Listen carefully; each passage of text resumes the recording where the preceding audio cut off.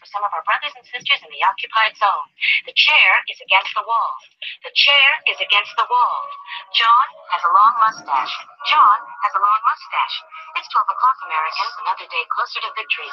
And for all of you out there on or behind the lines, this is your song. And welcome everybody to our Daily Gun Show. Come to you live every evening at midnight. Talk about guns for about an hour.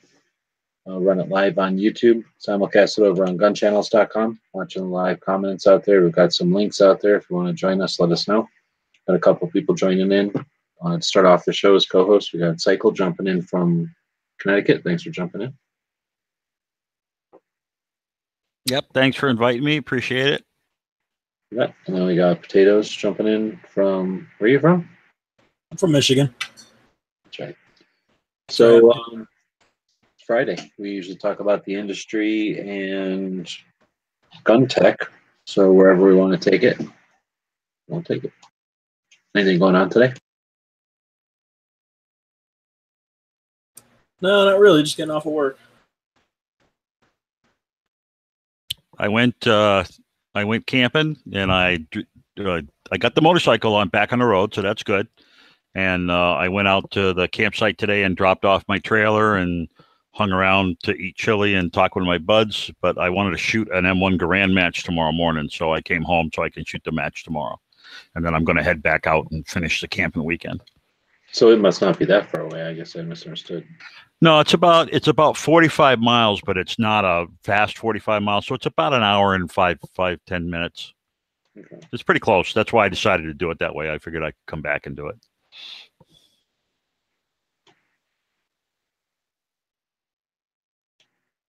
Right on. Well, I don't know. Firearms industry. Anything going on in the firearms industry that we want to talk about? Not a good host tonight. Sorry, I'm distracted. So, put the call out there if anybody wants to throw topics out there. Yeah, well, someday go over to Gun Channels. I'm not holding back links. Ask for a link and you can join. So, if you're on the YouTube side complaining about links, then you don't understand English, I guess.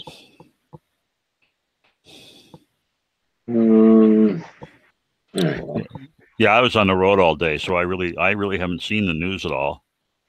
I know something happened a couple days ago. Massachusetts Senate passed I think it was the Senate passed a version of another ban bill, and they were going to ship it on to the next group.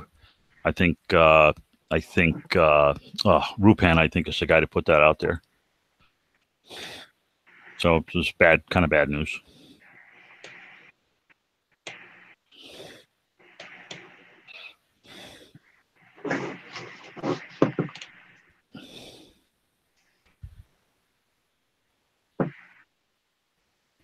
Never enough ammo's video. Don't know what that means. They're saying 150, 100 used, so I paid $400 for it. I think I'll keep it for $100. Yeah, I would say hold on to it. It's not as powerful a radio as I would like, but I just thought I'd get a feel for what's going on. Yeah. Yeah. Hold on to it for a while, see what happens. It'll just sit in the cabinet like it has been. Yeah. Okay. All right, well, we can talk about AM radio then, since that's more in your mind, and then let me say anything in the chat about anything. So you got the base station. Is that how you think you're going to run it, or do you think you're going to be like Hosh running around all over? No, I'm not very interested in doing that kind of stuff, running around. Well, it's hard to say because I'm at the very beginning of all of this. Yeah. And so it's hard to tell, but a base station is something that I would turn on and leave it on in the background. And I do enjoy some of the, hearing some of the long distance stuff, but I'm not as interested in like doing the sodas or the what do you call it? The other stuff. The other issue is where the hell am I going to hang an antenna? Because it's got to be pretty big. So. Well, I don't know. If you don't have a house or something to hang it on? I got a house and I got trees, but I need to find a smart way to do it where it's not being interfered with other trees, and which way you orient it makes a big difference as to what you can hear and send on and all that. So we'll see. So it's not like it's a no-brainer for you. You got a bunch of stuff to deal with. No, you got to work. Yeah. That's why passing the test doesn't mean anything. You got to understand what the hell you're doing. So that's kind of the. Yeah, that's gets you in the door to start learning it all. Yeah. Yeah. Right on. So you got a base station. So have you listened to a scanner before? Just like a scanner in the background? Oh yeah. Yeah. And in fact, my little I have a Baofeng, and I VHF, UHF, and there's a couple of fairly active repeaters in the area, so I've been listening in on those. And I talked a couple times on it, but it was it was fun. It was interesting. I'm more interested on it. Sorry, you've already been talking on it then? Oh yeah, I got my license and everything, so I'm good. So what have you been saying? You go to meets or whatever they're called? No, I haven't got to that yet. No, it was just there was one guy that was thought he was having a problem with his radio, and I got on with him. It turned out he was from Boston, so that was over 100 miles. Through the repeaters, and it was kind of interesting because it turned out I was using my local repeater that he could hear, and he was using his local repeater that I could hear, and the two repeaters were on the same frequency, so that was kind of neat. And we ended up talking over 100 miles, and that's kind of unusual on the VHF UHF bands because they don't. This was at night, so there's no skip for those guys. So is this conversation or just thanks, see ya?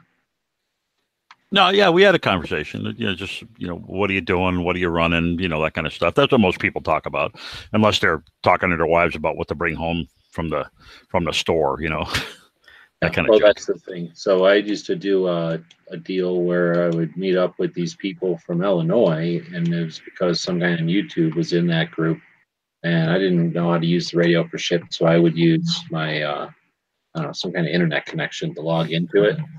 So while these people were all connecting with their radios, there was about 5 of us that would follow this guy's YouTube channel. He was he wasn't like Hosh. He was a guy who was putting a couple of antennas up and stuff. And he would talk to us about other things like guns and that. So we would pay attention to his channel. But in that case, he was logging into this group that was local to him. And it was interesting and everything. But yeah, they would basically just sit around talking about like, what radio, like the way we talk about guns, they talk about radio. So, what do you think about so-and-so radio? Oh, can you believe so-and-so uses such and such a radio to do such and such a thing? Like, oh. So it was like, I don't know, it's interesting. It was a thing to say you did it, but then it's like once you get there, you're like, oh, okay, well, this is a boring conversation about radios. Yep. I think what I'm going to want to do for the long term, I might be interested in getting involved in a civil organization, and in that case, that's more local and using a hand talkie with a local repeater is probably all I really need for that kind of stuff. So we'll see. I don't know. It's a new. I'm retired. I needed another. I've done the music thing. I've done the gun thing. I've done the motorcycle thing. It was time for me to get into a new thing. So that was my new thing. Yeah, I was thinking about doing the search and rescue for a bit, but like a lot of things, it takes a lot of commitment to do it. You don't just like, oh, let me casually get in on this, and then there's commitments and cash and stuff involved. So unless you got time to really do it. Once you start really exploring it, there's a little more to it. Well, I'm going to get my amateur extra license, and that will open everything up to me I can possibly want, and then I can talk anywhere I want whenever I feel like. So that would be kind of cool. So is that what you're getting?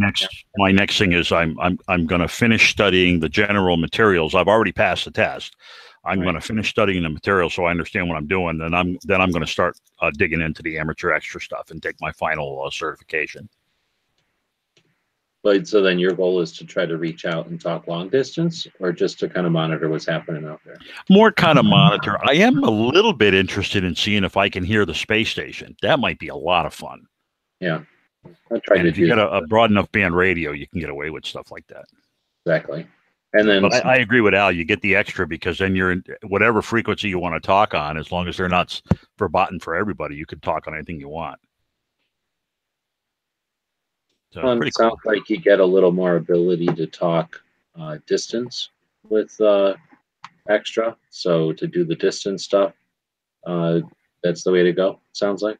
Yeah, there's a few more bands I think the power level's the same. No, I think Well, once you get power to level, but goes just to 1,500 watts. So the frequencies that you talk on are typically the frequencies that go farther, that do more coverage or whatever, like distance. yeah, But not so much because of power, but because of the stick or whatever. right.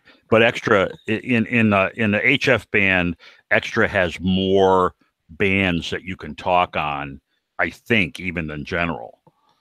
So general is pretty good. I mean, once you get general, you're in pretty good shape. You can do quite a bit. No, that's what I mean. Yeah. More bands. But I figured if you get the extra, then you can talk anywhere you want, anytime you want. I got a question. Might be a dumb question, but why do you need a license? Like, I know you have to have one, but I can't believe you asked that question. No, I'm just kidding. Yeah, I need a license because it's regulated. It's like it would be like the highways or something. Like if everybody was just going around being crazy, you'd just get in the way of everybody. Everybody get in the way of each other. So they create licensing so that everybody knows the driver's license, like so everybody knows how to drive around out there without getting in each other's way. Yeah, and while they don't do novice and advanced anymore, you need to you've got the kiddie table, and they kind of keep the kids away from the real serious people. So they put the kids in one band and the easygoing guys in one band, and they put the really advanced people know what the hell they're doing. They give them more privileges and they give them other things to play with, because it's the same reason you need to broadcast any signal. They need to know who's out there doing what, basically, and pretty good deal. And Clay says you can talk CB if you don't want to get a license, and that's sort of true. KWQ 9935, man. When I was a young man, you had to have a CB license back then, and that was my call sign way back when. But they don't do any near the same pattern now. The patterns are much tighter and all that stuff, as far as the license IDs and things. Yeah, they have a license for CB back then. Yeah, way back when I was in my like early to mid 30s, I got pretty heavily into CB, and you needed a license then. If you wanted to be legal, you needed a license. All right. So then back then, was it sitting in a base station and listening to people try to blow out across the country, or was it in a vehicle so that you could talk to truckers and stuff? Yes. A lot of times I use the CB like we use these chats. Oh, okay. Yeah. Because there were a bunch of people in town, and we would get together and talk and exchange information, a lot of personal junk and all that. It's a lot less. CB even then was a lot less regulated, and I don't think it was. I think it was like $5 to get a license, and you didn't have to take a test; you just had to apply. So way back then, but it was pretty cool. I can remember sitting around listening to CBs of like older people talking on it and just shooting the shit, basically, like we're doing here. Like, can you imagine what they said on the TV the other day, or like, hey, did you see what they said on the newspaper? Yeah, it was pretty cool.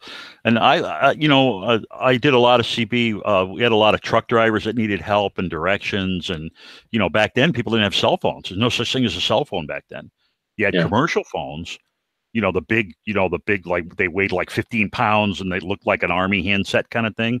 But people didn't have cell phones. So, you were all the time patching people through and making phone calls for people and calling the cops for them. And it was, it was pretty neat.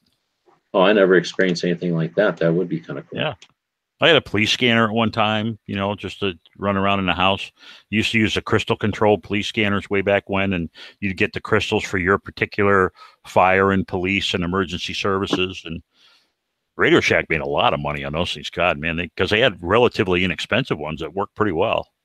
Well, and that's the thing. You'd have to get literally ones for your area, or if you drove around, multiple ones, and you'd have them in like a little box. Yeah. Al had a Regency. That's a good one. I had my last base station was a Cobra. it was like a 129 or a 149 something something. It was a single sideband rig. It was a really nice rig, and I never used illegal heat. I never used a kicker or any of that stuff. So I was a pretty nice guy. But I had a a nice quarter wave on top of my house, and it was a lot of fun. I enjoyed it. Only got a little bit of trouble, but I did pretty well. I had a good time. So this is kind of like coming back to it. It was pretty neat.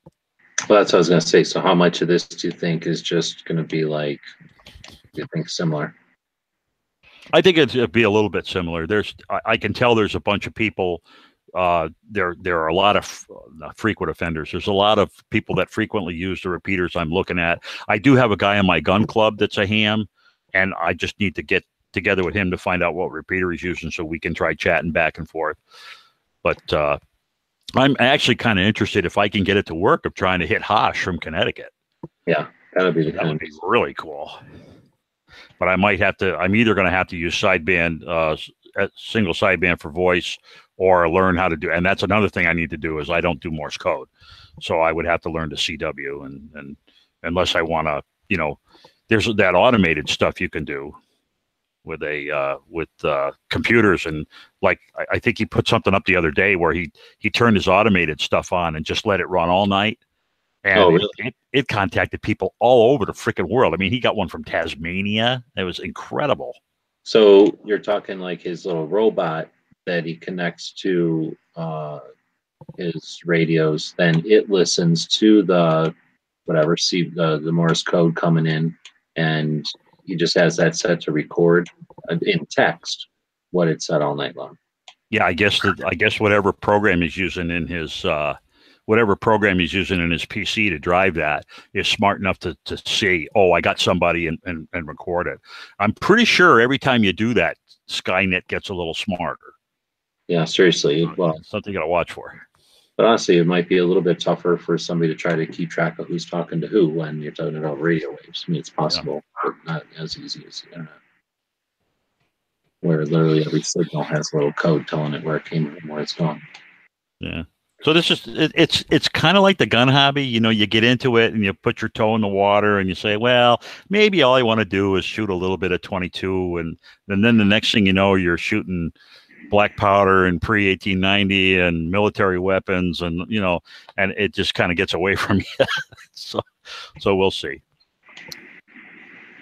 But I'm not the kind of guy that's going to have like a separate ham shack set up in my house with 15 radios in a giant console and all that. I'm just not that.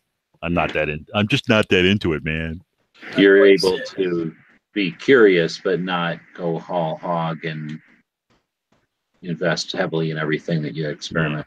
Yeah. And that might change. I mean, if I live someplace different, I might be more interested too. I'm going to have a tough time covering the rest of the United States because I'm in the upper corner. It's kind of hard for me to position an antenna. I would have to if I position an antenna so I can hit the rest of the United States, then I'm kind of like shooting up over Antarctica and I can't really hit Europe. So you'd have to hang like two different antennas, and it's a real pain. Are you going to try to listen to Europe then? Well, I'll listen to anything that's around. I don't care. I'm easy. Oh, and now I question your motives. Now I wasn't concerned, and now all of a sudden I have concerns. All right. Well, I'm just going to listen to the French. Oh, that's nobody cares what they say. All is lost. Just give up now. Yeah. All right. Well, we were talking about him there for a bit and looking to see what's going on out here. Yeah. Patriot asked a question, so I will answer his question. So, a lot of radios, you can hook them up to a thing that's actually called a phone patch, and you plug the telephone line into the patch, and you plug the patch set into your radio, and either you can automate that so you send it a set of tones and stuff to get into it, or as the control operator, when a guy says, I need to make a phone call, you can patch the phone line into the radio. Now the phone line drives the microphone just like you would drive the microphone, and the output of the radio, the speaker output, goes back into the phone line. The only disadvantage of that, of course, is everything you're talking about on the phone is public. It's in the public airwaves, but that's basically how they do it. And they used to make those for CBs as well in the old days.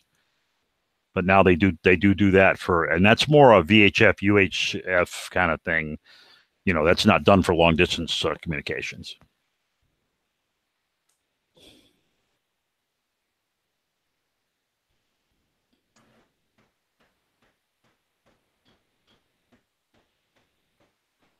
And Midnight wants to know if would it lose its fun pretty quick compared to the chats? I think it's a different mindset. When you're, you could go on a chat room and you could talk to somebody from Turkey or whatever, but there's a big difference between that and using especially if you build like your own junk, like Al says, you build your own antenna, you hang it in a tree. I think that's a lot of it is the do-it-yourself part of it. And I used to be a big do-it-yourself. I used to assemble my own computer boards and shit like that. So, and I used to actually design them and develop them. So that might be fun, getting into doing some of the smaller ham radio projects. I think that'd be a lot of fun. Yeah, that's the whole thing. It's like, hey, I want some little project to work on instead of being like a birdhouse where I get to enjoy it. Maybe my wife or a grandkid or something once in a while. Like I can be finished with this and be talking to somebody somewhere, I guess, if it's just literally for entertainment. But I had a guy in my gun club offer me a radio for nothing. But of course, it's one of those, anytime anybody ever offers you anything for free, odds that you're actually going to get your hands on it are pretty slim. So it's like every second or third time I see him, I say, hey, how about that radio? So they're going to give me, oh yeah, I got to remember to do that. And I keep saying, how do we, why don't you just make arrangements and I'll drive over to your house and pick it up? But he never seems to want to do that. So it's one of those kind of deals. So, and since it's free, beggars can't be choosers. You don't want to piss the guy off. But apparently his ex-wife's husband, his wife's ex-husband, who I guess died, used to be a ham, and he had the radio, and she told him to donate it to the local radio museum here, but they didn't want it. So he said, why don't I give it to you, and I'll just tell her I donated it to the museum. And I said, that's great, but I can't get him to actually give it to me. So I gave up today, and Hosh mentioned a really good radio that was, not terribly expensive on his what do you call it, his live chat today. So I said, I did some hunting around. I found one I thought was a reasonable price, and I just ordered the damn thing. Thing about ham too is that it's like guns in a way that there's going to be people that they always buy the newest one. There's going to be people that buy whatever the one so-and-so tried last week on such and such. And then there's going to be the people that never, people that never change, but then they're going to keep buying stuff that they just don't care about. Like they get it as gifts or whatever. So anyway, there's always seems to be. Oh yeah, people give people stuff and they really can't use it. But it's kind of funny. I keep doing this because it is kind of a gun chat, but it is kind of like the gun hobby, right? People buy a set of guns and then they say, well, I really don't like those that much. I think I'll go get something newer. And then they sell their older stuff to buy their newer stuff. And there's that churn. And I think that's a lot like the gun hobby. Very much. So I think there's a lot of parallels between the ham radio hobby and the gun hobby in that it can be pricey to get started. And it really helps if you have other people around that know what they're doing and can help you out. I guess they call them Elmers. And which I think is kind of funny because we call the bad people FUDs, but they have, like, if you're in ham and you have a guy that's like your go-to guy for technical assistance, you call him an Elmer. Yep. And I guess it's because the guy, it's like Elmer Keith or something, right? It was somebody who was I guess that's based on some guy that was really famous in the radio world or something. I don't know. But I do see a lot of parallels between ham radio and the gun hobby. Yeah, very much so. And then you got like your different facets to it too. So the same way you got reloaders and competition shooters and hunters and whatever else in guns, you've got people that are into this or that or building, or some people just like to acquire radios. Some people like to create them, build them and modify them and tweak them. Some people can't get enough soldering. It's just an excuse to get to a solder gun for them. So everybody's got these different aspects. So then same thing. You got some guy who's like, his major passion is playing with the electronics or something. So if somebody needs a new radio that can do this, or like those little gizmos that Hosh is always playing with, Like somebody's just enjoying being able to fiddle with little stuff like that, and then knowing there's people out there that are going to play with it or enjoy it. Well, his wife must be very forgiving, because I've been going on a lot of, I subscribe to his channel, and I've been doing a lot of his live chats. And I mean, he says, yeah, yada, yada, yada, like this. And he reaches over into a bin and pulls out another radio or another special meter or that kind of thing. And it's like, Jesus, he must have thousands of dollars tied up in this stuff. I mean, I'm sure a lot of it he talks about stuff that he gets at swap meets. But and that's another thing, you know, you can go to gun shows, but if you don't know what you're looking at, it's very hard to get a good deal, and it's easy to get screwed. And radios is like that too. If you don't really know what you want, and you don't know how do you check 1911 to make sure it's not all shot out? Well, you know, you got to go watch some videos and understand how it works and which things, you know, where it's not supposed to be rattly and where to look for wear and all that. And with radios, it's like, well, how do I know I'm buying a radio that actually works? And they have the same kind of deal. They have little miniature testers you can carry with you to at least you get a go, no go feel on it and all that. I thought it was pretty cool. Yeah, exactly. That's something I just ordered. I just ordered a kit that it's like a swap meet helper kit. And when you go to a swap meet, it can help you check all different kinds of devices. So if you want to buy a meter or a tuner or a radio or that kind of thing, you can use this to do a basic check to see if the thing is actually functional. That's pretty cool. Yeah, I thought it was only $35. You build it yourself and put it in an Altoid can. Oh, that he was showing a couple weeks ago? He's gonna do another chat on it. Yeah, he talked about it, but he hasn't actually done the big chat on it. That's kind of cool.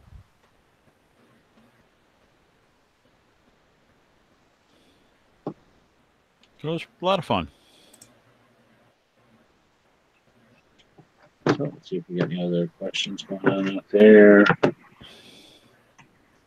Try the food chat. Does it is fun compared to the chats where it's easy to connect? Yeah, I think it loses its fun, depending on who you're talking to, because it's like going to a club. The internet, we get a little bit of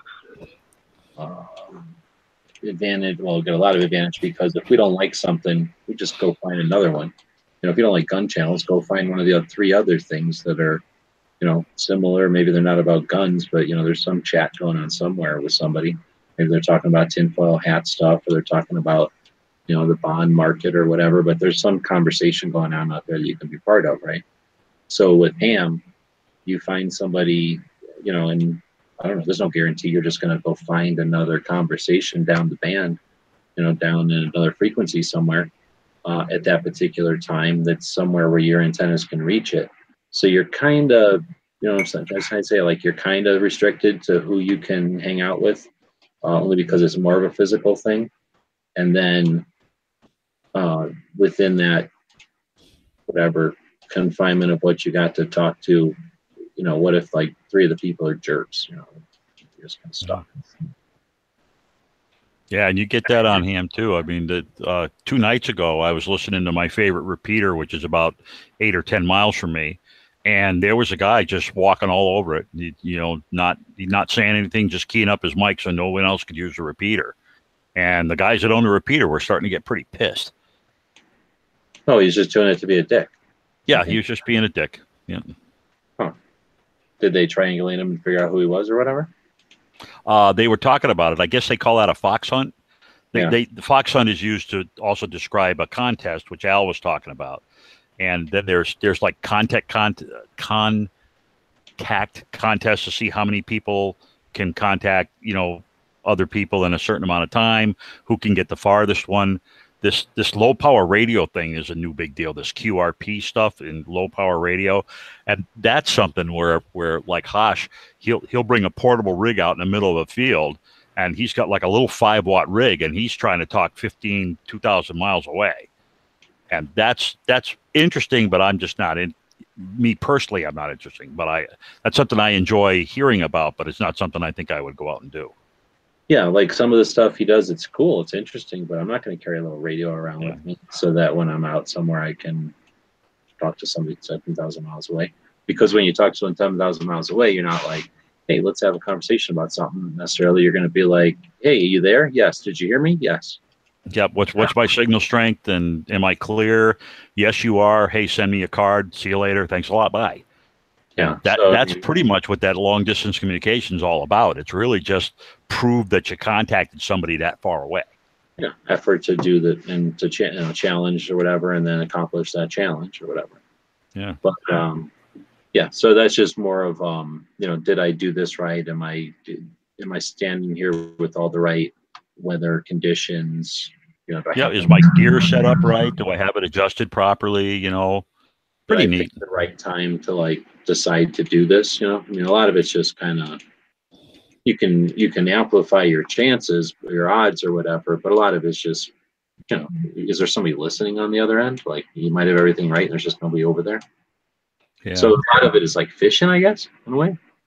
Well, and you get into when you're doing really long distance like that, you get into the whole thing with the beacons, which I haven't really got into it that much, but there's a whole deal where they have beacons all over the world that transmit on specific frequencies.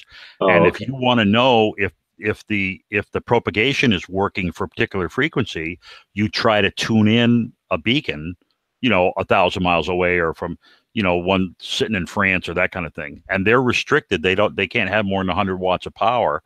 So if you're getting them, that the band is in good shape. Okay. And I'm not sure, but I think there's a lot of time when I'm watching Hash's screens, because he does that great thing with OBS. He cuts his display up into like 5 different logical screens, and he's got a green screen in back of him, and you can see his radio and you can see some other stuff going on.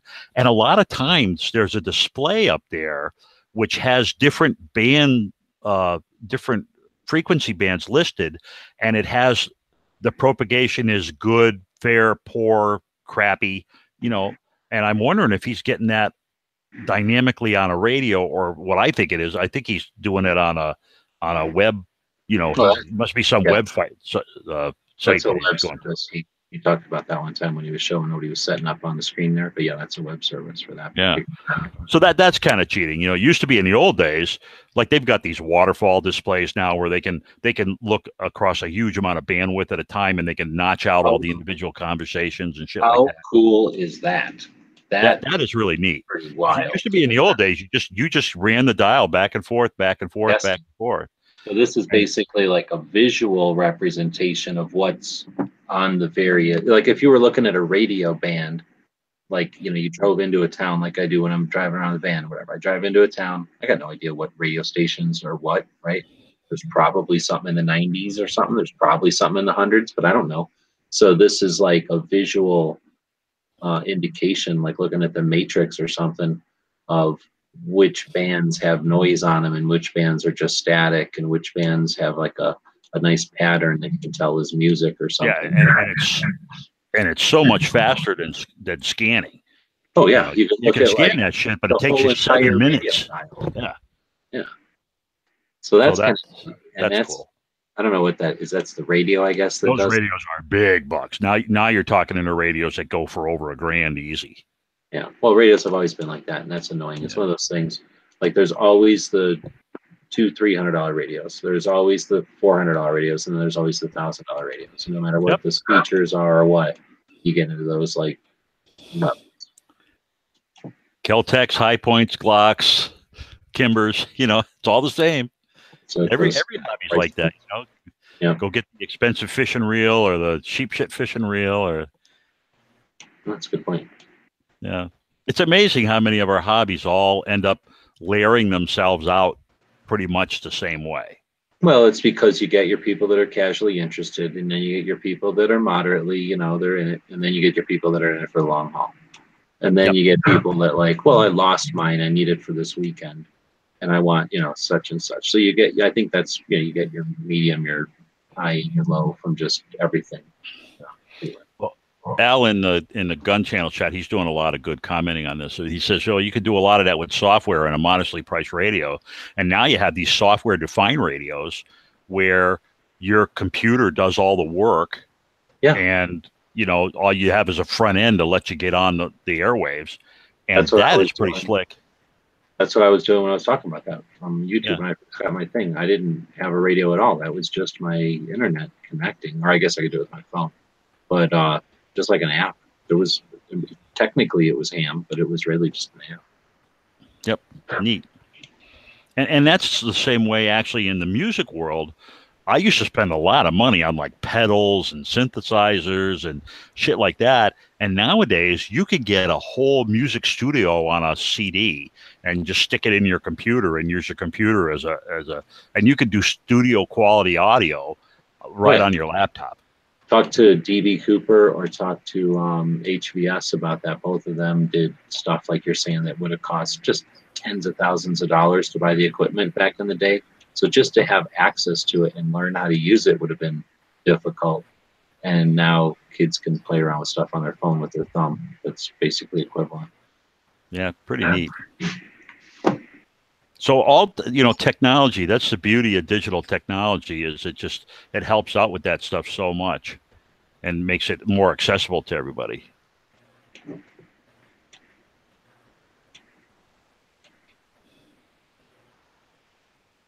Well, let's see if anybody's been listening to all of this. Like, say, Patriots out there saying stuff, and Knights out there. They're all just saying hello to each other. 27 people watching, 10 thumbs. I guess we're not as interesting today as some days because we're not really talking about guns. We're talking about ham radio. And Al's over there talking about ham radio on the gun channel side. Let's talk about. Patriot wants to know if we're worried that we'll contact aliens. And to be totally honest with you, if an alien ever received the radio signals from Earth, he would actually probably throw up in his mouth a little bit or laugh so hard he would crash into an asteroid. Especially if they got any broadcast television. So I don't worry about it. No, I think it'd be neat, but I don't think they're gonna. They got way too big a satellite. What are they called? Great dishes pointed up that are going to hear that stuff way before our radios are going to hear it. Mm. I guess nothing would stop it if aliens did broadcast, we would hear it. We could hear it on everything. Dano wants to know, what's the recommended ammo for an AR pistol with a 10-inch barrel? And I think the answer to that is based on twist rate. What was the You've question? got a pretty short barrel to try to stabilize a bullet. What was the question again? He wants to know what's the recommended ammo for an AR pistol with only a 10-inch barrel. Oh, yeah. Depends on the twist rate. Yeah, that's what I was thinking. If you go up to like a 1 in 12, you can use a heavier bullet. But for your average one, you'd probably end up being right down there with the 55s.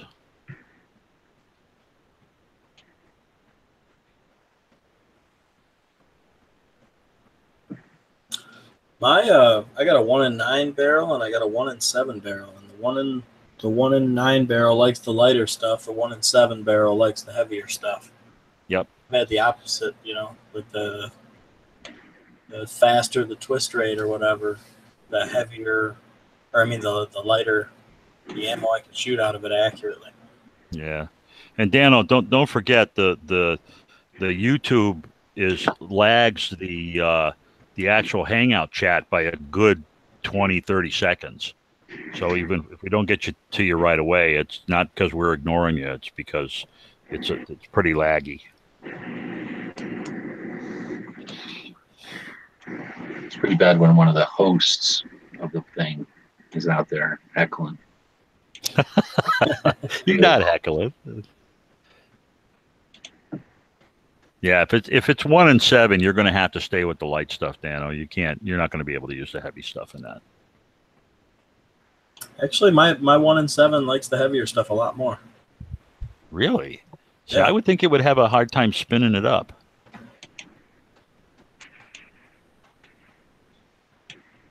Like I said, my 1 in 9 really likes 55 grain. My 1 in 7, in order to get accuracy out of it. I got to use the heavier stuff. Yeah, I might have that backwards. Sometimes I screw up which twist rates are faster and smaller. Yeah, that's what I thought, Clover. I thought the faster twist was a heavier projectile. So if you had a slower, so a 1 in 7 is a really. Oh no, 1 in 7 is actually quicker. That's the problem. One in quicker. 1 in 7 is actually a faster twist rate than 1 in 9. So I'm screwed up on that. So you're right. So that's probably going to be, but still in a 10-inch barrel, I still think you're only talking moderate weights because there's just not enough time. And Midnight says he's going to tell you later what it is because he's got a 1 in 8 and he's going to try to shoot it this coming weekend. I should ask my brother-in-law. He builds AR pistols every now and then, but unfortunately I'm a rifle guy, so I don't really care. And I almost always shoot 55 because it's the cheapest target ammo I can get. Yeah, same here. I shoot more 55 than anything, but yeah. I do have that green tip shit, and I do have the was it the SPC stuff it's actually like a soft point that the cops use. I have some of that, but I don't blow that off at the range. That's for critical defense, as it were. That's the crap ammo. Yeah, and Clover's comment about dwell time is an issue because of the gas system. It's absolutely right. The problem with those short guns is you have a very fast impulse with a very short dwell time, and it's boy. You just got to know what you got to do. There's a recipe. You know what I mean? I've got a 7.5-inch AR, and I've never had a single malfunction in it. All you got to do is put the enhanced extractor kit in there. It's got like a rubber O-ring and a stiffer spring in the extractor, and put a heavier buffer in it. And sometimes you might need like a heavier buffer spring, but since I put a Spikes T2 buffer in there and a BCM enhanced extractor kit, never had a single malfunction. Yeah. Only a 7.5-inch barrel, so you just got to slow it down with a heavier buffer and make sure that extractor can really grab a hold of the case. Yeah, I've heard of that too. That it's sometimes you have to use a different you replace the weight of the buffer. I guess they come in different weights. Yep. Mm-hmm. 3 of them.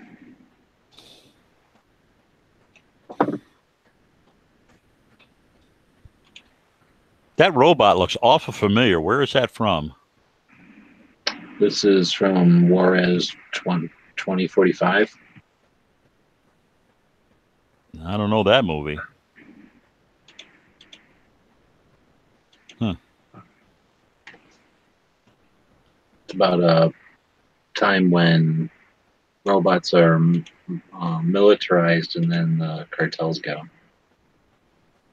Oh, boy. They bling them up like they're 1911s. It's pretty good. That's awesome. Fast and transistorized. You know what movie I really like? Chappie. Yeah, they're like Chappie robots if like cartels got them. That was actually, I mean, it was a dark movie, but it had some pretty funny spots in it. Oh, it was a great movie, yeah. I had no interest in seeing it because the two main actors or whatever, they got like a band, and I hate them. I hate their music. They're retarded. But so I had no interest in seeing the movie, and I was watching something on one of the movie networks and fell asleep on the couch. And when I woke up, Chappie was on, so I watched it, and I completely changed my mind. It's an awesome movie.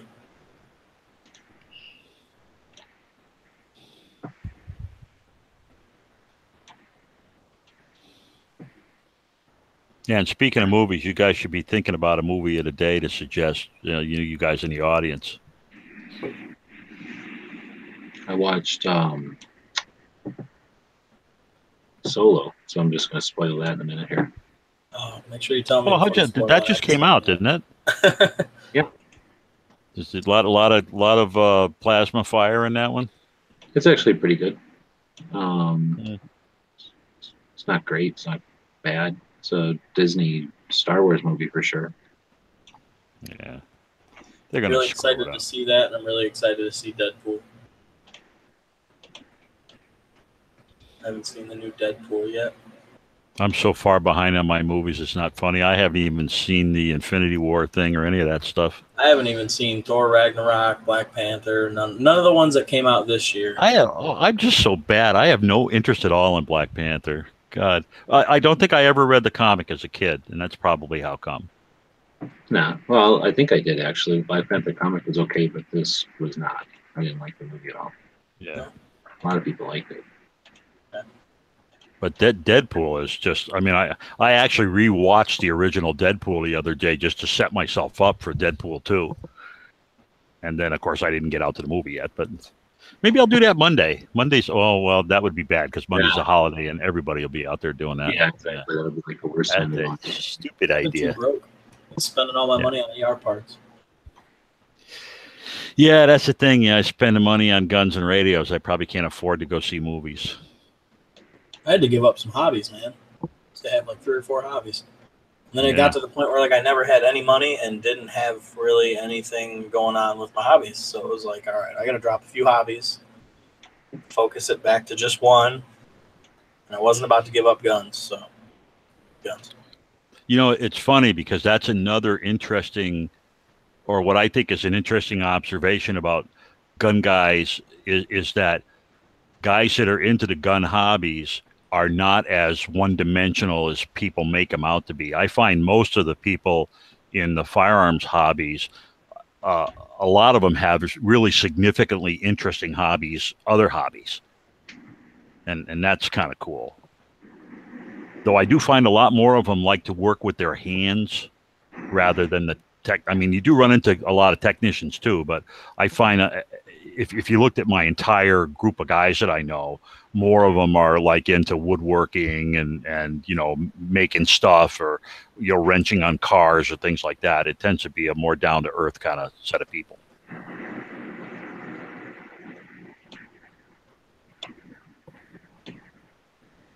I'll agree with that to a point. Yeah. I mean, it's a very gross generalization, so don't, you know, take it to the bank. But yeah, I'll agree with that for the most part. And most of the IT guys I know that are into firearms, the firearms is a secondary hobby. Their main hobby is usually something else, but they also like guns. So that's kind of, you know, different. And I think usually in that case, they're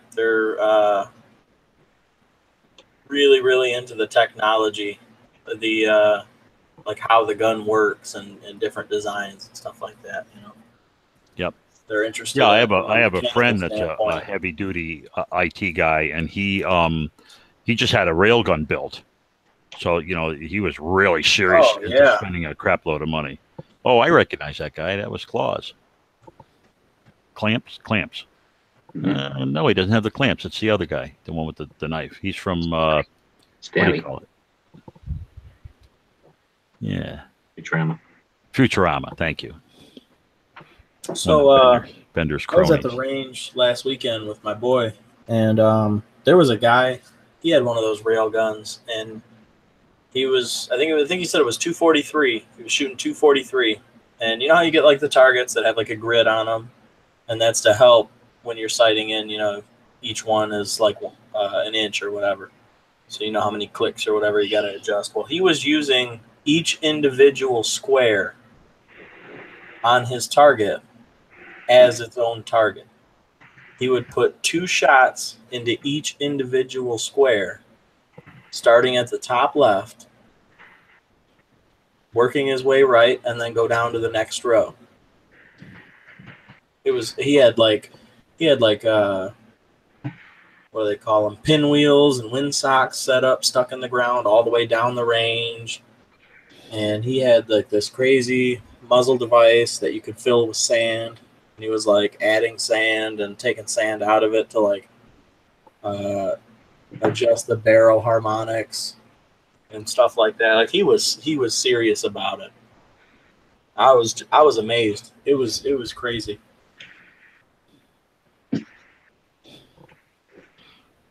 Yep.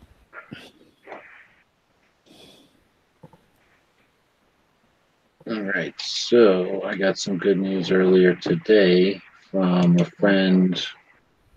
We talked about this a little bit on the early watch earlier today. I can find my internet, my YouTube even. So back in 2012, we took a drive around the country to check out different firearms manufacturers mostly. And one of the reasons I decided to even go on the trip at all was contacting the people that made the AA-12 into a reality. And the real cool people, it's a couple from Tennessee, and Boje is an engineer from Germany, and he put all kinds of time and effort into um, doing 188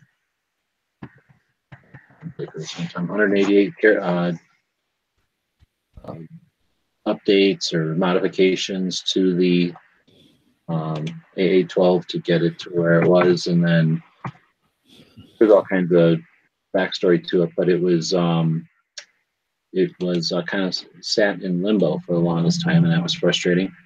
And I got some good news, and that is that it's going to be made into a semi-auto version, and I'm going to talk about that. So we're going to do a quick video here and take a look at the insides of an AA-12.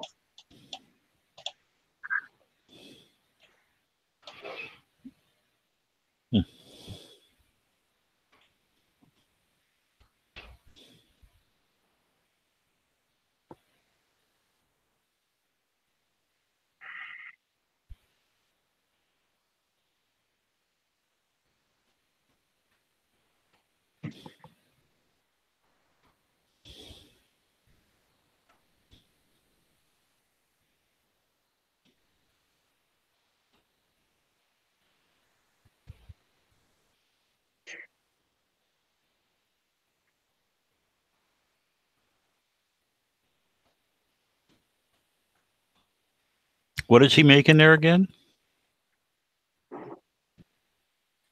This is the AA-12, the full auto shotgun. Oh, okay. So this is the German engineer the guy who originally created the AA-12 in the 70s, did it in his garage in Florida. He sold it to a guy named Jerry in the 70s, I think, or in the 80s. And Jerry was working on it, and he had Boje, the guy who's in this video, do a whole bunch of improvements to it. And he's kind of taking us through these improvements now on the video. Or not the improvements, but how simple the gun is, really, how it's put together.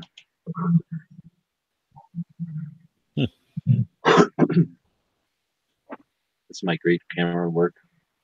That's what his chisels and some air tools look like next to what he was doing.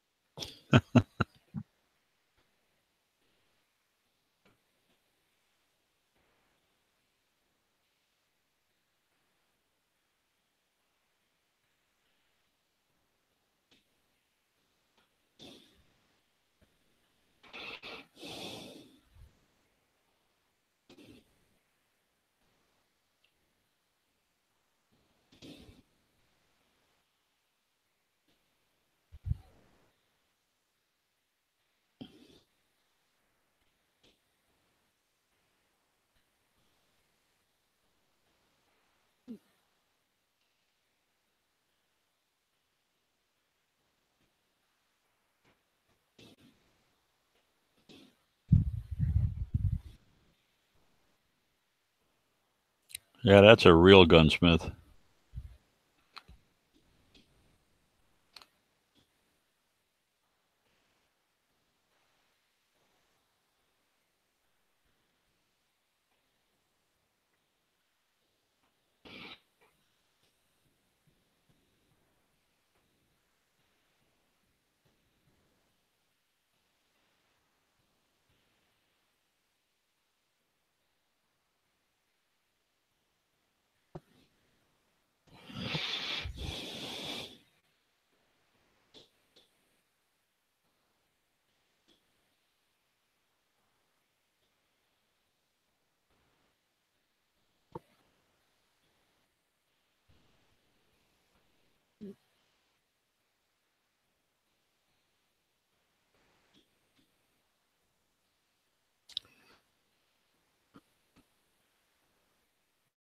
So I assume that's the piston in the top? Yeah, exactly. Gas operated gun? Yeah, it's a lot like an AK in that respect.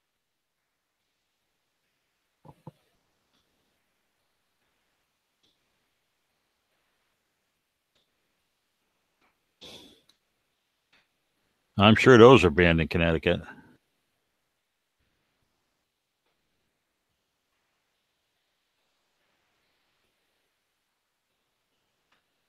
Looks like it takes a box magazine. Yeah, box or a drum. Ooh. You ever seen The Expendables? The original one? Yeah, I think so. I think Is that the I one think they Dolph used one Lundgren of used to use? these. Was that Oh, yeah. Dolph that used one of those? Oh, I'm not sure. I've never seen the movie, but everyone always talks about how it was in The Expendables. Yeah. I think Lundgren was the one that always carried the big badass shotgun around. That was where he like gets thrown out in the beginning of the movie or something. Then he comes back and saves their asses later on.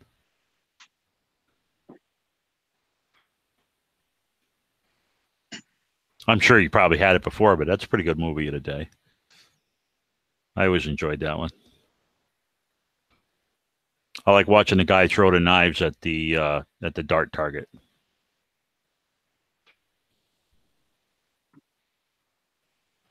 There's a local range around here. If you're ever up this way again, you should check it out. Gee, it's called Recoil Firearms, and they do like knife throwing classes. That's interesting. Yeah. Actually, that was one of the few interesting videos that Hickok's kid put on, because he had that secondary channel, and he did a thing about trying to learn how to throw knives and hatchets and stuff. And I always thought that was fairly interesting, understanding the, you got to think about how many times it's going to turn before it hits and all that kind of stuff. What a pain in the ass.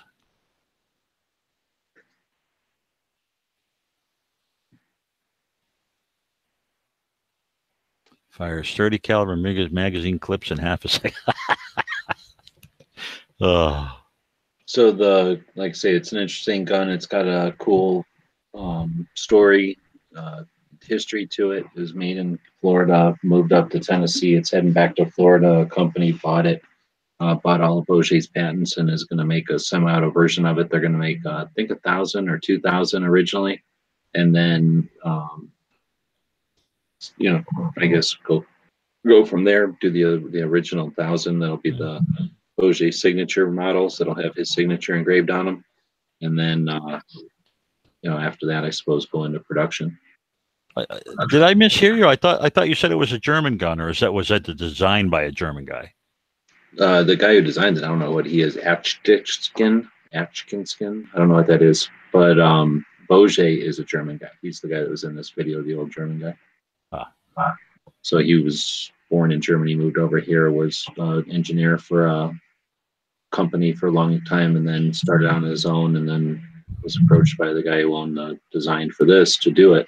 Wasn't much of a gun guy, but he said, sure, let me look at it, and figured out, like, say, 188 ways to make the gun actually manufacturable. Is that the right word? And then it was frustrating because the guy who owns the gun, I guess you could say, co-owns it at this point, was only really interested in putting it on drones and making it into an automated gun for some reason.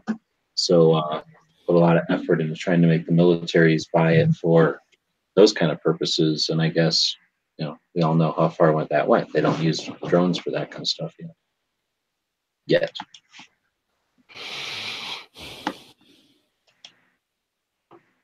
Yeah, I'm not sure I would be real frisky about having drones flying around outside my house. With full auto shotguns on them? Yeah. So we were saying you need to take that and do like a helical mag and then shoot those little 1-inch slugs out of it so that you get more ammo, more capacity into whatever it is you're carrying with it. Pack it all full of Gila mini shells. Yeah, exactly. No, those things are a waste of time, God. No, what a gimmick. Nope. Oh, they sound exactly like a regular shell, so they're as effective as a regular shell. I like the 9mm shot. Slugs. I think the slugs are plenty lethal for like in a house. Well, they're Everything Paul Harrell, I hate to mention his name, but Paul Harrell did a really good comparison between those. And in fact, he did 2 or 3 different videos because his viewers were suggesting other possible uses for the stuff. And basically every time they came up with a possible use, he ran his crude testing on it and said, yeah, I guess, don't think so. So, I mean, they're very unreliable. They don't cycle well, even when you put the little cheater plug in. And at least in the guns he was running, he could not get those things to run right. I haven't had that issue, but then again, I've only run a few boxes of them through my Shockwave. Yeah. So does anybody remember Box of Truth? I'm sorry, remember what? The Box of Truth? Never heard of it. Boxoftruth.com? Nope. Anyone out there remember boxoftruth.com? Oh, gotta wait for the lag or whatever. So this is back in the olden days. Let me think now. This might have been, couldn't have been the 90s. This had to be the early 2000s, I guess. But I think it was when I had a job in a place. Like I went into work in the office. When they talk about it, I think. Maybe it's not that old. Yeah, it is. Oh, for penetration tests, that's interesting. Yeah. So basically, nowadays everybody's like, oh yeah, let's shoot stuff or whatever. Let's shoot stuff. So this was some guy in Texas, I think. And this was, again, way before YouTube was a thing. It was internet. It was forum days. And it was one of the first real projects online, really, that I can think of. That was somebody did a gun-related thing. Dang, I'm not finding his website. Maybe he never had a website. But anyway, he did quite a bit of testing. Like, it sounds like what you were just describing there, like kind of crude. You would just go on the field. But if somebody on a forum would say, blah, blah, blah, about 9mm, blah, blah, blah, drywall, then he would go out and set that up. He would make, I think it originally started with him just being curious, maybe for like a CCW class or something. I guess it wasn't that long. It was 2006. So it was definitely before YouTube, and I guess it wasn't, I was going in an office or anything. But I do remember having conversations. It must have been just been at the gun shop then, having conversations. I'm trying to see if his website will work here. But his website went up in 2006. And like I said, I think he must have just been doing maybe some kind of testing for a CCW class or for some kind of a, I don't know, to create visual aids for some sort of a presentation. And then people, and he did it with like, I don't know, drywall, stud, drywall, some standard something. And then just kind of did it to show whatever he was trying to show. And then immediately people were like, oh, well, what about this? What about this? What about this? And so he did a second and a third, and then it became a series, and then it became a regular thing. And then eventually it became a pretty bit elaborate project. And I was always interested in it because it was, again, a thing that wasn't on the forums anymore. It was one of the first real website projects, I guess, that just happened based on kind of evolved, I guess, or evolved from the audience and the reaction of people that were, I guess, fans of it or aware of it. I can't say everybody was fans of it. A lot of people hated it. Well, just people that well, if you did it for this, it would be okay. Kind of like the Mythbusters of the gun world, It was exactly like Mythbusters. Yeah, exactly. Yeah. Just for certain penetration and in-home type of stuff. He didn't do vehicles or anything that I remember. A little bit like, well, what if there was fiberglass insulation in there? What if there was, lath or something? So it was just mostly penetrations kind of stuff. And then, again, it was interesting because it was done on the internet and not for a forum. A lot of times back then, everybody was having their conversations in forums. We came from AOL and from, really that's it, from message boards before that. And then you get to these forums, and there were people that would create pictures and stuff and like just post them on the forums. Like their pictures never existed anywhere except on the forums. So this was somebody who took something and put content on the internet, just on the internet. And he had boxoftruth.com, and it was just so that he could reference this stuff on multiple forums, so that he could go to this forum and that forum and the other forum, and then somebody from somebody he didn't even know could reference it and link to it. And anyway, I think that was pretty neat. And those kind of things, I'm sure he didn't think of it at the time that he was breaking new ground, but it was in a big way inspirational for people that were out there thinking, you know, remember this was back in 2006. People were being told by their cable guy, this is the internet. And, you know, they went online, they thought that was the internet. You know, they thought that whatever they were on, you know, some Google page was the internet. They thought Google was the internet. It took them a while to figure out there was websites. It took them a while to figure out there was forums. And for a long time there, people weren't seeking out other places to have conversation. They found conversations on forums, and that was the internet. You know, the internet was being created in front of them, and they didn't look to the horizon and see what else is next. They just saw, oh, forums. So that was a big thing. So I thought it was kind of cool to see this guy jump out and get off the damn forums. And then, well, it was quite a few years later that we didn't get YouTube till 2009 or 8. Anyhow, Box of Truth, that comes from whatever the hell we were talking about, shooting stuff. Oh, shooting those little shotgun shells through stuff, I guess. Yeah, the Aguila mini shells, yeah. So, is it worth getting my own website with links? Well, why are you asking, Clover? Yes, it's definitely worth getting your own website with links. You can get a website for a couple of bucks. You have actually a price list from Night Strike, so if you want to get a website from Night Strike, you could. Or you get it from an online place that are really inexpensive, and gives you your own place. It gives you your own site that nobody can mess with or tell you what you can do on. Yeah. And it gives you permanent places to link. So if you start to do these different creative efforts, and you start to put anything underneath there, the so-and-so Facebook, so-and-so gun channel, so-and-so YouTube, so-and-so Instagram. I don't think these platforms are failing tomorrow or nothing, but they're going to go out of favor, right? So having your own site gives you that permanency that lets you link everything to that, and then no matter what comes along and what your preferences are, you can always point people from your website back to whatever it is that you're digging at the time. Would it be fair to say that it actually could be a real time saver? Because if you like, I keep all my videos on drives, you know, my house, but if I have to upload them again, it takes a long time. Whereas if they were on a website someplace and you are moving them over someplace where all you got to do is put in the URL and they copy it site to site, you can do a lot more work a lot faster.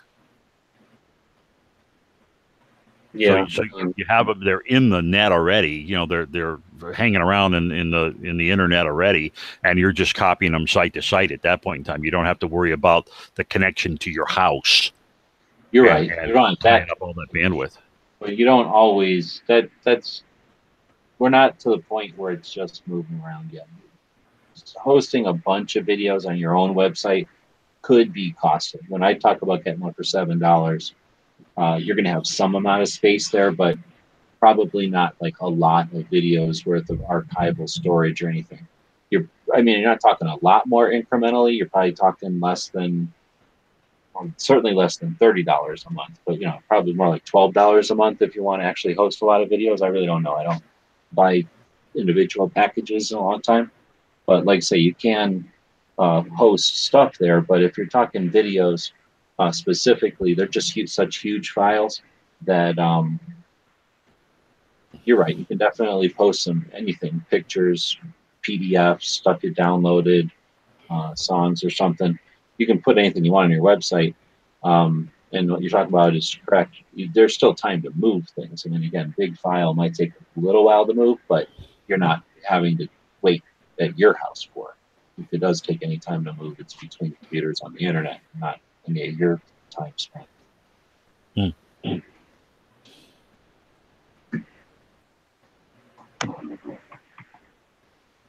But so many different little powerful tools you can put on too.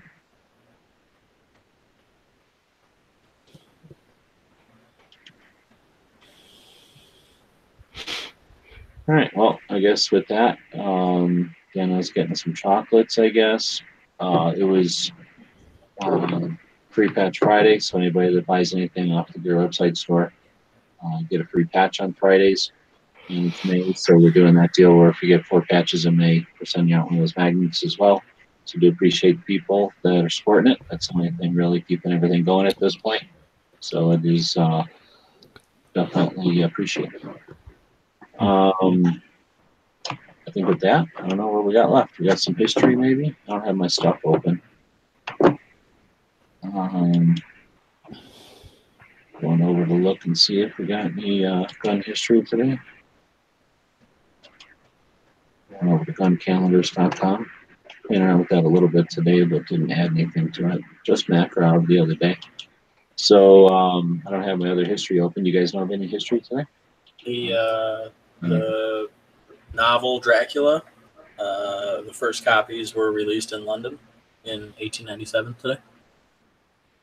Not really gun related. Wow. Something. In what year? 1897. Oh, you said the novel, though. I was thinking. Yeah, movie. the novel. Okay. It's pretty interesting. That's a long time ago. So 1897, we probably had a Transylvania here still. Pennsylvania, over where West Virginia is. It was like an area called Transylvania.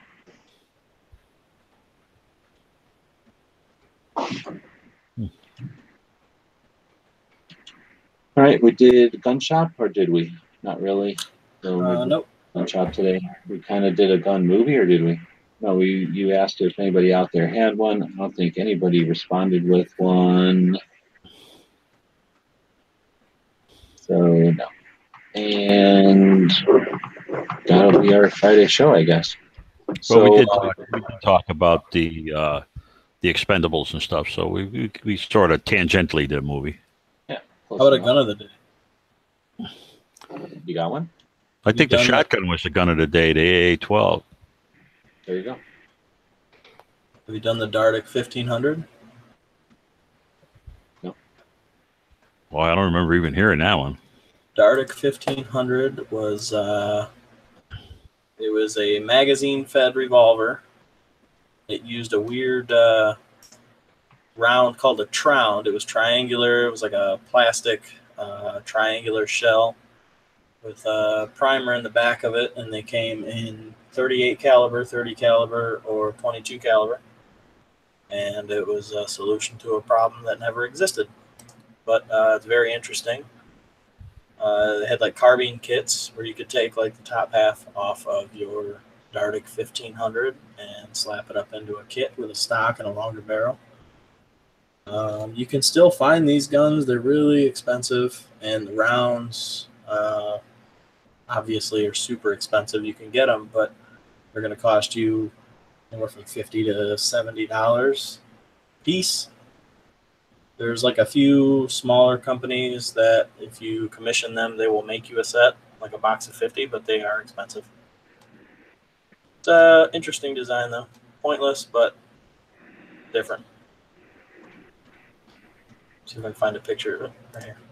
This is how I had like a double stack magazine and then a revolving cylinder inside that would pick them up and then spit the empties out this way.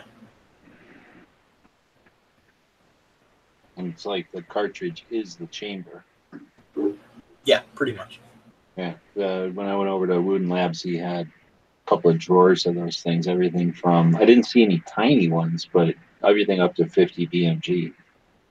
And then everything in between, all different kinds of crazy ones with different shapes and sizes of, or I guess different lengths of the plastic part. Yeah. Yeah. There was two models that went into production: the 1500, and I forget what the other one was called. 1300 maybe, something. I don't know, but it was basically like a shorter one that was supposed to be more concealable. Had like a shorter grip. Here it is. 1100, Dardic 1100.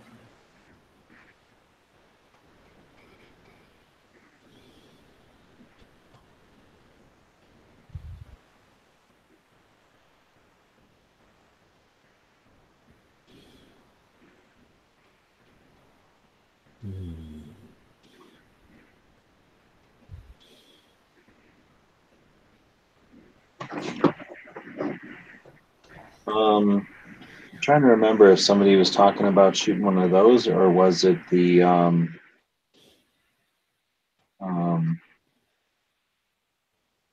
what's that thing called, gyro jet? I think it might have been the gyro jet.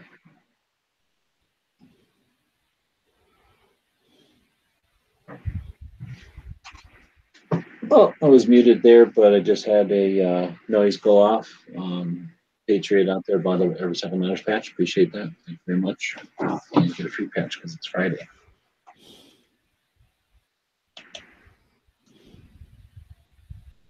Let's see. May 25th, 1961.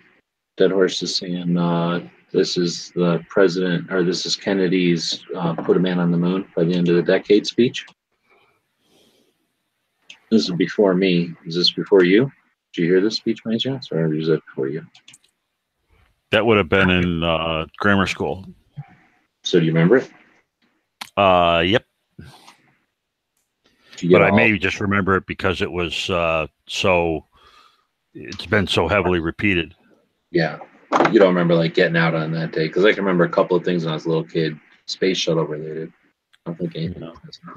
No, they never let us out. But what they would do is they would put a projector in the auditorium and they would let us get out of regular class and watch the stuff on the projector, which was kind of cool. Yeah, for us, I think it wasn't the space shuttle because I stayed home for that, but it was something. Yeah, and they would bring like a big TV, not all that big, like about as big as you have in your living room probably, except stuck on top of like a metal thing, like metal cabinet that rolled around, and then they would roll that into the gym and then put like an entire school's worth of kids watching that TV. Pretty cool. Yeah, that's how we saw historic stuff when we were little. Before the internet, before projectors. We did that when I was in school, but each classroom, they would like rotate who got to watch it on which day, and they would wheel it into the classroom. Sometimes they might put two classrooms together, but it was never like the whole school watching.